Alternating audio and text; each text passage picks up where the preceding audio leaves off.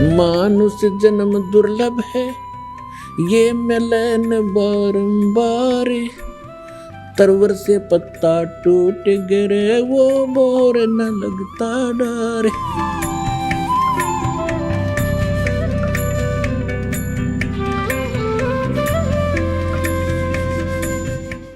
श्री शिव पुराण संस्कृत से जो शिव पुराण है और वेंकटेश्वर प्रेस से जो प्रकाशित और छपी है, उसमें आपने देखा कि ये काल कह रहा है ब्रह्मा और विष्णु को, यू आर नॉट गॉड, तुम ईश नहीं हो, तुमने गलती से अपने आप को भगवान मान लिया। तो वो कहता मैं ही ईश्वर हूं, ये सब मेरा है।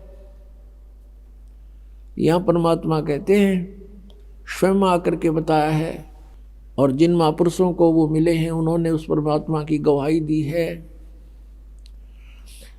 परमात्मा कहते हैं मुल्ला माया मग में बैठी, अनसा चुन चुन खाई। ये ज्योत स्वरूपी कहे निरंजन में ही करता भाई। एक न करता दो ना करता, नौ ठहराए भाई। और दसवां भी धुंधर में मिल जा, सत कबीर दुहाई। ये ज्योत स्वरूपी निरंजन कहता मैं हूं परमात्मा, ये सब कुछ मेरा है। तो गरीबदास साहब जी कहते हैं कि परमात्मा के बारे में तो हमें जानकारी भी नहीं। ये ज्योत स्वरूपी कहे निरंजन, ये काल कहता मैं ही करता भाई, हमें मूर्ख बना रहा ये। और एक न करता दो ना करता, ये 9 करता ठहरा दिए, 9 अवतार ये सारे भगवान।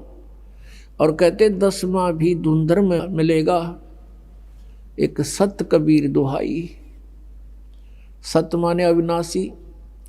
क्या बताते हैं कि जैसे श्री राम, श्री कृष्ण और अन्य ये 9 अवतार मानते हैं, कहते हैं वो सब यहाँ मृत्यु को प्राप्त होकर गए हैं। और 10वां निकलंक नाम से आएगा राजा हरिश्चंद्र वाली आत्मा। और परमात्मा ने बताया कलयुग के अंदर वो संभल नगरी में विष्णुदत्त शर्मा के घर पर जन्म लेगा और सबसे शक्तिशाली होगा और उसकी तलवार बहुत लंबी होगी।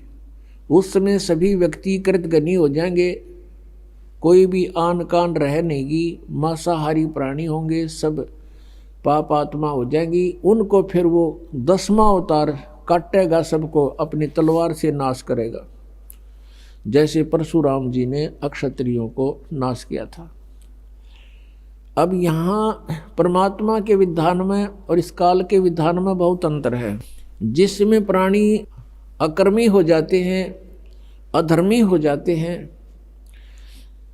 जैसे अक्षत्रिय लोग यानी राजा लोग और राजा के दरबारी लोग, ये अधर्मी हो गए थे, इनके कोई आन कान नहीं रही थी। उस समय काल प्रेरणा से परशुराम जी का जन्म हुआ। परशुराम जी ने फिर उन दुष्टों को सबको काटा, मार डाला।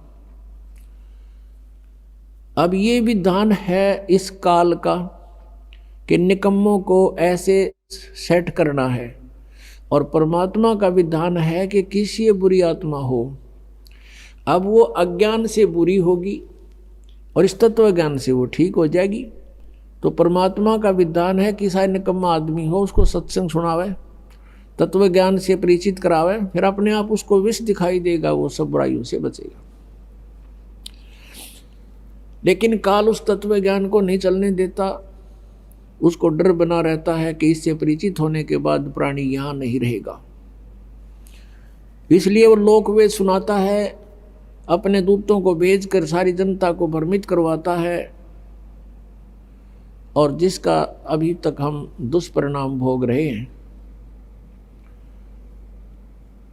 अब 10वां अवतार जो आएगा, अब राजा हरिश्चंद्र की आपने कथा सुनी हो, वो कितने पुण्य आत्मा थे, कितने धर्म आत्मा थे, और किस प्रकार वो अपनी मर्यादा का पालन करने वाले थे।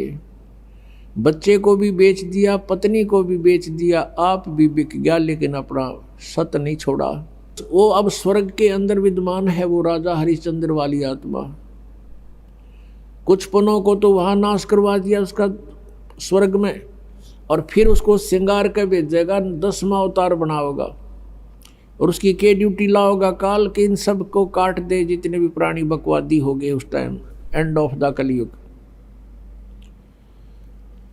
अब वो आवेगा, सबको काटेगा, मार डालेगा, जो निकम्मे अच्छी आत्माओं को छोड़ देगा। उस समय जिनमें जरा सी भी धार्मिकता शेष होगी उनको नहीं मारेगा। ये विधान रहा परमात्मा का, कितनी आपदाएं आवें लेकिन भक्तों का नाश होया नहीं करता। और फिर उसके वो बैड अकाउंट में लिख दिए जाएंगे, जितने जीव हिंसा वो करेगा। अब उसको फिर यहाँ से पापों से लाद के भेजेगा, और यहाँ उसकी महिमा हो जाएगी जैसे रामकृष्ण की होगी। रामचंद्र जी ने बाली मारा था, सुग्रीव का भाई, और उसका भी बदला देना पड़ा श्री कृष्ण रूप में। उस बाली वाली आत्मा ने श्री कृष्ण जी के पैर में तीर मार कर वध किया। तो ये तो एक प्रत्यक्ष प्रमाण है कि किए का कर्म का दंड न भोगना पड़ेगा। तो बिना ज्ञान के ये सब ऐसी व्यवस्था है, जो परमात्मा से परिचित प्राणी हो जाते हैं वो इस काल के जाल में नहीं आते, अपना कल्याण करवा लेते हैं। तो क्या बताते हैं परमात्मा कि हम उनकी पूजा करते रहे जो भगवान नहीं थे, जो हमें कोई लाभ नहीं दे सकते थे, हमारे पापों का नाश नहीं कर सकते थे, हमें काल के जाल से नहीं छुड़वा सकते थे। तो वो ज्ञान उस परमेश्वर ने स्वयं आकर के देना पड़ा।